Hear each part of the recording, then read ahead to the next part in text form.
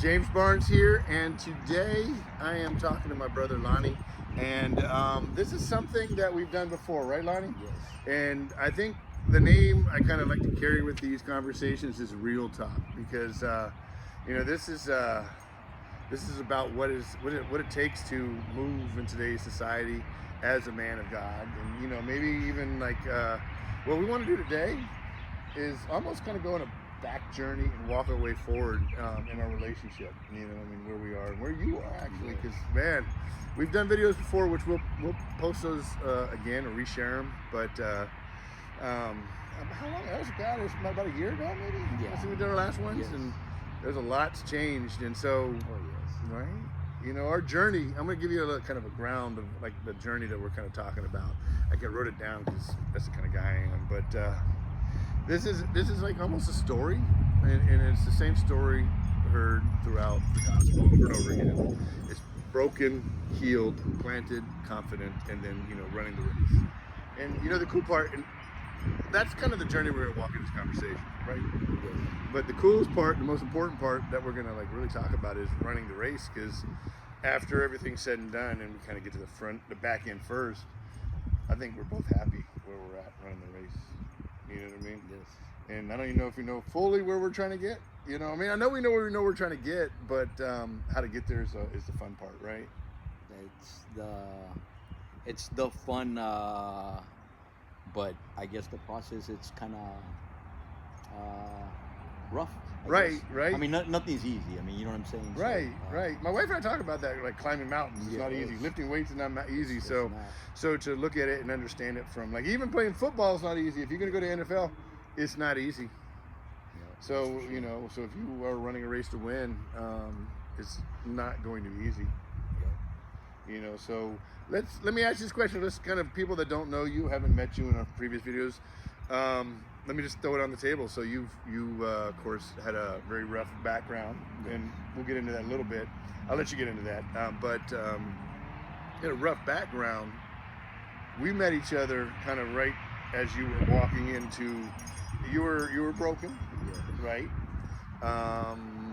You were on your way to be healed, I would say, maybe at that point when I met you. Would you say yes, or were you healed?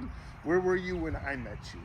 I mean, not only was I broken, well, at the time that I met you, I wanted to be healed and I wanted to move forward, but my ground was so shaken that I couldn't see beyond that.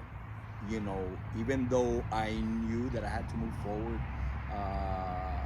but when you're going through it, it's like you can't see past it. Right. You know what I'm saying?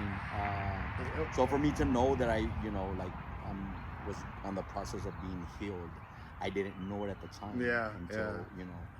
It's cool because to see you going through it, of course we've talked about it before where we met, and I won't get into that, but just to watch you go through, like I said, broken, healed, planted, confident, and then like in the race. And so what does that mean? Like, you spent 22 years, correct me if I'm wrong, 22 years of your life?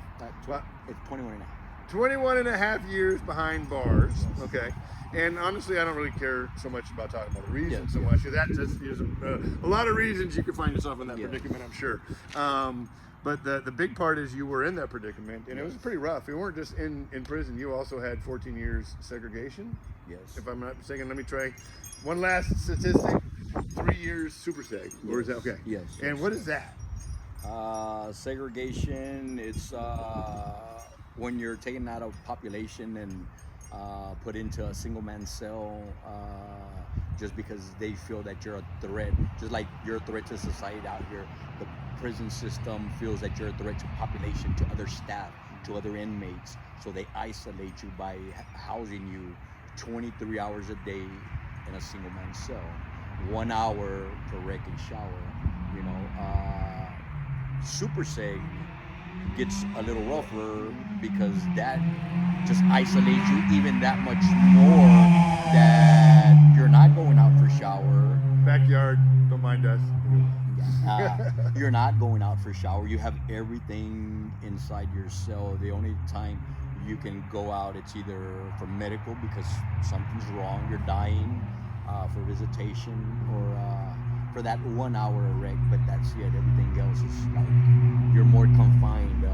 the difference between Super Seg and Seg is that Seg, your doors, they have a screen. Super Seg, they have a glass. Okay. They're isolating you more and more. Yeah, gotcha. Hey, you said 3 years like that? Was that obviously? I'm gonna say obviously. I don't have a clue. Was it consistently? I mean, how much time were you? Periods, seasons, I guess. Three different times. Okay. So it's a- and all 3 times, and only for the simple reason that I was already like in the process of coming out. So it got broken up to where I got a break. You know what I'm saying? So I did like a year, came out, and then eventually, went back through the process again. Yeah. Got there again, did another year. Yeah. Went the 3rd time for the process again, and then it's like, that's where you find me at today. Right, boom. So let me pause there. So I mean, like once again, we can get in all the psychology and all the problems and all.